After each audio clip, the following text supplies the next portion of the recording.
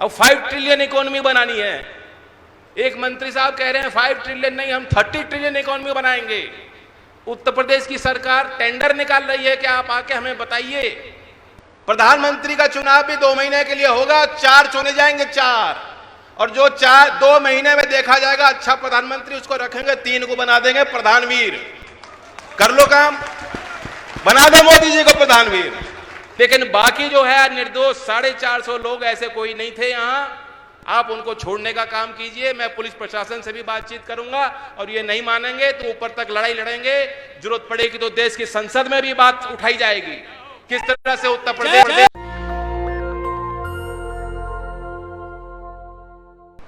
तो ये कोई अच्छा निर्णय उन्होंने लिया नहीं, ऐसे निर्णय इनकी सरकार।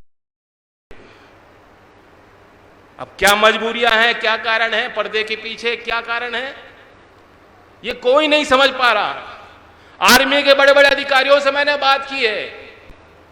कुछ बड़े अधिकारियों ने जैसे ये योजना आई तुरंत उन्होंने बयान दिए, विरोध किया, फिर उन पे दबाव आया, कईयों ने अपनी बात बदल दी। लेकिन आज भी बहुत लोग हैं जो अडिग हैं, आज भी कह रहे हैं नहीं, गलत हो जाएगा। हमारी सेना की परंपराएं, एक दूसरे के साथ भाईचारा जो बना के लोग काम करते हैं सेना में, रेजिमेंटल सिस्टम का जो डिसिप्लिन, जो अनुशासन सिखाया जाता है, नाम नमक निशान की जो परंपरा है, ये सारी ध्वस्त हो जाएंगी। ये सिर्फ मैं नहीं कह रहा हूं, सिर्फ भारतीय जनता पार्टी की विपक्षी दल का कोई नेता इस बात को नहीं कह रहा है। अपने जीवन में बड़ी कुर्बानियां देने वाले, बड़े बड़े पद पे विराजमान, देश के लिए युद्ध लड़ने वाले सेना के रिटायर्ड अधिकारी इस बात को कह रहे हैं। उनके इस कहने पे कोई स्वार्थ आप जोड़ नहीं सकते कि क्या स्वार्थ होगा, क्या कारण होगा। वो इसलिए इस बात को कह रहे हैं क्योंकि उनको ये बात सही लग रही है, और ये बात आप भी जानते हो। लोकदल के सभाओं में तो बहुत सारे वेटरन होते हैं, मैं यहां भी अगर पूछ लूं, बहुत से आगे मुझे दिख रहे हैं। आपने भी सेना में, किसी ने 15 साल काटी है, किसी ने कम काटी है, लेकिन बहुत समय आप लोगों ने दिया देश को। ये क्षेत्र का एक मिजाज है। मैं पूछ रहा था अध्यक्ष जी के साथ बैठा मंच पे कि कितने होंगे एक्स सर्विसमैन टप्पल क्षेत्र में, कितने होंगे अलीगढ़ जिले में। इन्होंने मुझे अनुमान बताया कि 40-45 हजार से कम एक्स सर्विसमैन अलीगढ़ जिले में नहीं है। हर गांव में मिल जाएंगे आपको परिवार, और इस क्षेत्र में गांव-गांव में शहीद की मूर्तियां हैं। कोई कारगिल में, कोई उससे पहले देश के लिए उन्होंने शहादत दी। लेकिन जो सरकार एक सैनिक की कुर्बानियों को, एक सैनिक के जज्बे को, भावनाओं की कदर ना कर पाए, जो सरकार किसानियों की अहमियत को ना समझ पाए, ऐसी सरकारें देश के लिए, समाज के लिए अच्छी नहीं हो सकती। ये जो उन्होंने फैसला लिया है, आप खुद सोचो, बड़ी व्यावहारिक बात है। भर्ती इन्होंने खोली है 3000 पद के लिए, 7.5 लाख बच्चों ने आवेदन किया। ये कोई इस योजना की सफलता नहीं है, ये तो सिर्फ इतना दर्शाता है कि कितनी डेस्परेशन, फ्रस्ट्रेशन लोगों में है। कोई अवसर बच्चों को मिल नहीं रहे। 2019 के बाद आपने को भर्ती खोली नहीं, जानबूझकर नहीं खोली। और मुझे याद है इस विधानसभा चुनाव के प्रचार के दौरान मैंने आके बात कही थी यहां, और उससे पहले आगरा की पंचायत में हमने बात कही थी मीटिंग में, चुनावी सभा में, कि हमारी सरकार बनेगी तो हम भारत सेना की संस्था के साथ जुड़कर, केंद्र सरकार के साथ जुड़कर ये काम करेंगे कि अपने यहां भर्ती खोलेंगे। ये हमने वादा किया था, विधिवत दिया था, जनता के आगे बात रखी। पिछली भर्ती इन्होंने खोली थी 80,500 सेना में उन्होंने भर्ती किए थे। तो एक तो भर्ती उनको 80,000, 60,000, 90,000, 1 लाख तक जो सालाना भर्ती करनी थी वो नहीं करी। रिटायरमेंट हो रहा है लगातार, तो सीधा सीधा कैची तो चल रही है। अब 46,000 लेने का लक्ष्य इन्होंने रखा है। 46,000 तक हम भर्ती करेंगे अग्निवीर, और उसमें से 25% तक रखेंगे। कोई जरूरी नहीं है 25% रखें, यानी कोई जरूरी नहीं है कि 46,000 में से 15,000 को स्थायी नौकरी मिल जाएगी, ये इन्होंने नहीं कहा है। लेकिन आप हिसाब लगाओ, पिछली बार जब भर्ती मिली थी 80,500 नौकरी दी, और अब आपको कह रहे हैं कि 2026 में जाके हम शायद 15,000 को नौकरी देंगे। तो चला दी ना कैची। जिस तरह आप अपने खेती का बैठ के हिसाब नहीं लगाते कि हमारी लागत कहां बढ़ गई, क्यों बढ़ गई, हमें घाटा हो रहा है, फायदा हो रहा है, मजबूरी है, आपको तो फसल लगानी है, बढ़िया पैदावार करनी है, मंडी में जो भाव मिले ना मिले बेचना है, ये सारे मजबूरी के काम हैं। लेकिन भारतीय सेना में जाने वाला नौजवान मजबूरी में नहीं जाता, वो तनख्वाह देख के नहीं जाता, उसका खून है, भावना है उसके पीछे। जब वो आंख खोलता है तो वो देखता है मेरे चाचा, ताऊ, पिता सेना में रह चुके हैं, और उसके अंदर वहीं से आग जलती है, ये इच्छा जिंदा होती है कि मैं भी चाहता हूं कि एक ना एक दिन मैं वो वर्दी पहन कर जाऊं। लेकिन इसी भावना को नहीं समझ पा रहे लोग। लेकिन एक बार आपने 46,000 भर्ती कर दिए और 4 साल बाद उनमें से 3/4 निकाल दिए, उस समय जो आदमी बच्चा हमारा निकल के आएगा, वापस लौटेगा, वह किसको दोष देगा? वो अपने आप के ऊपर वो बात नहीं रखेगा, वो अपने सीनियर अधिकारी को दोष देगा, वो सेना पे आरोप लगाएगा, और धीमे धीमे करके सेना जैसी संस्था, जो परम संस्था देश की है, जहां डिसिप्लिन है, जहां कोई जातिवाद नहीं, कोई धार्मिक उन्माद की बात भारतीय सेना में नहीं चल सकती, कोई भ्रष्टाचार नहीं चल सकता, ऐसे कोई आरोप कभी भारतीय सेना पे कोई लगा नहीं सकता।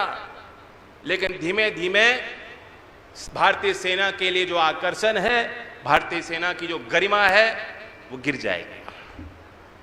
और जो क्राइम की मैं बात कर रहा था, क्राइम समाज में बढ़ जाएगा।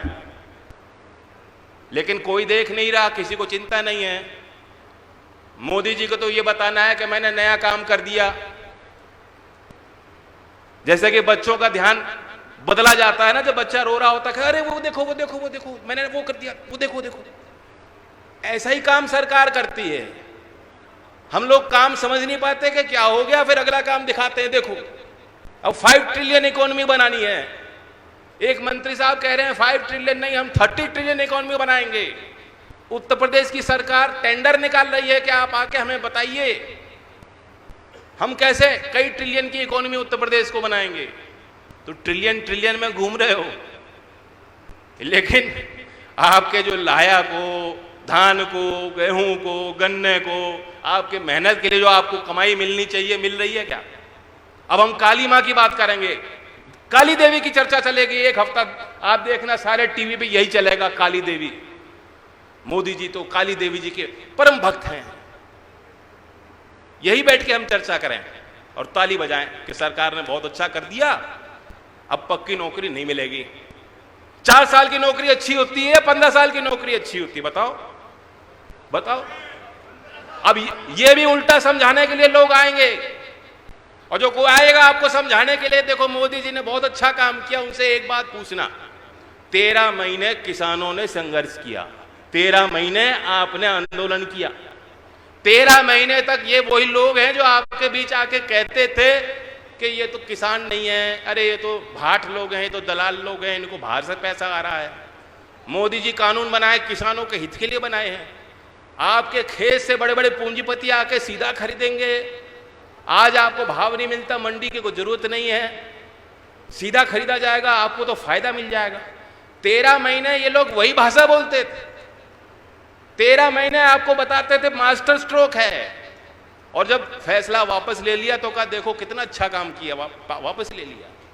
किसानों की बात मान ली। उनसे पूछो 13 महीने सरकार गलत थी या देश का किसान गलत था? सरकार गलत थी, और गलत थी, अपनी गलती मानो।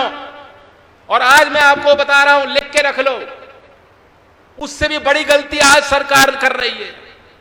उस सही को सही और गलत को गलत बताने में हम लोग पीछे नहीं हटेंगे, ये तो हमारा कल्चर है। अब हमारे कल्चर को समझते नहीं है। योगी जी पश्चिम को समझते नहीं है। योगी जी ने तो यहां के कही थी ना बात कि ज्यादा गर्मी निकाल दूंगा, तो आज फायर का टेंडर लगा रखा है इन्होंने। योगी जी ने फायर टेंडर भी भेज दिया कि यहां ज्यादा गर्मी है, छिड़काव करके ठंडा कर देना उनको। लेकिन ठंडे होने वाले हो क्या आप?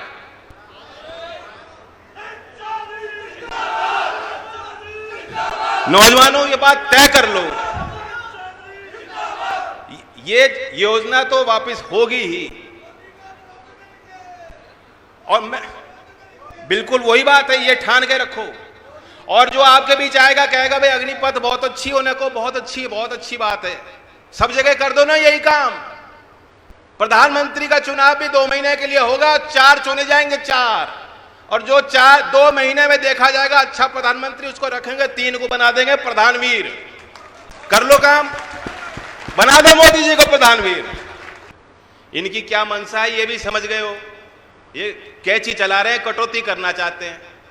ऐसा कोई राष्ट्रवादी सेना के साथ खिलवाड़ करने वाला राष्ट्रवादी हो ही नहीं सकता। राष्ट्र के आगे इतने बड़े बड़े खतरे हैं इस समय। चीन घुसा पड़ा है, हमारे पड़ोसी देशों से रिश्ते खराब किए हैं इन्होंने, पड़ोधारे नहीं खराब किए हैं। बांग्लादेश हो, नेपाल हो, चीन हो, पाकिस्तान हो, श्रीलंका हो, मैं पूछता हूं किस देश के साथ रिश्ते अच्छे हुए हमारे? एक के साथ अच्छे किए हो मोदी जी के 8 साल में? नहीं किए, बिगाड़ के रखे हैं। और उस समय रिश्ते बिगाड़ रहे हो और सेना में कैची चला रहे हो। ये राष्ट्रवादी नहीं हो सकता। इसलिए इस पंचायत में मैं प्रस्ताव रखता हूं कि सरकार काम करे अपना। उसका रखता हूं कि ये कोई अच्छा काम में हम कभी अवरोधक नहीं बनते, सहयोग करने के लिए आगे तत्पर रहते हैं। लेकिन ये पंचायत फैसला ले कि अगर किसी निर्दोष के साथ कोई ऐसी कार्रवाई होती है जो गैर संवैधानिक और अवैध है, उस कार्रवाई के खिलाफ हम लोग साथ कंधे से कंधा लगा के जूझेंगे, लड़ेंगे। तैयार हो? हमारी मांग है, आधुनिक जमाना है, टेलीफोन की भी ट्रैकिंग होती है, कैमरा लगा रखे जगह जगह। आपके पास कोई ठोस एविडेंस हो कि हाँ किसी ने उपद्रव किया, हिंसा करी है, 450 मुकदमे दर्ज और उठा के जेल में भी बंद कर दिए नौजवान।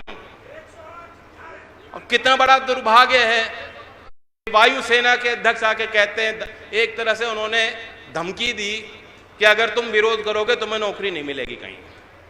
और ये जिनको बच्चों के खिलाफ FIR दर्ज हो जाएगी, इनका भविष्य अंधेरे में, अंधकार में पड़ जाएगा। इसलिए इस पंचायत में मैं प्रस्ताव रखता हूं कि सरकार काम करे अपना। उस काम में हम कभी अवरोधक नहीं बनते, सहयोग करने के लिए आगे तत्पर रहते हैं।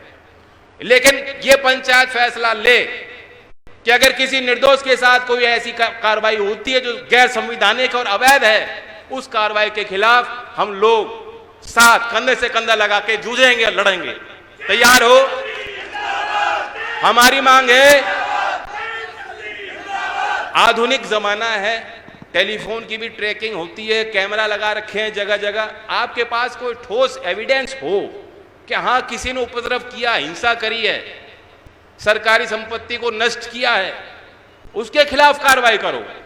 लेकिन बाकी जो है निर्दोष 450 लोग, ऐसे कोई नहीं थे यहां, आप उनको छोड़ने का काम कीजिए। मैं पुलिस प्रशासन से भी बातचीत करूंगा और ये नहीं मानेंगे तो ऊपर तक लड़ाई लड़ेंगे।